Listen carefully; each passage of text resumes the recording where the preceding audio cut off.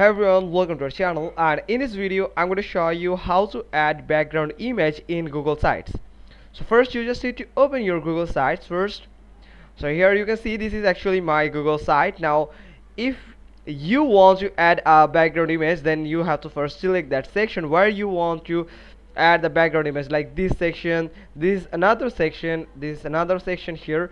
So I want to put a background image in this section, so you just need to hover over to that section and you will find these options here.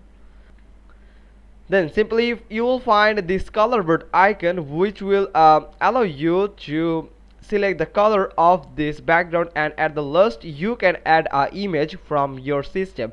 So if you have downloaded the image or you have stored in your storage, then you can upload that file or that image here. So make sure that that image is actually in JPG or PNG format. Otherwise, if it's WebP or AVIF option or AVIF format, then it won't support on your Google site. So make sure that you have convert them into JPG format or in the PNG format.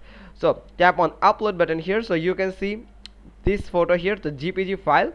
So I'm going to double tap on it, and here you can see it has just add that image to the background image as the background image of this section. Now you can just click on this anchor icon here to set the placement of this image here. So you can set that placement here just like this,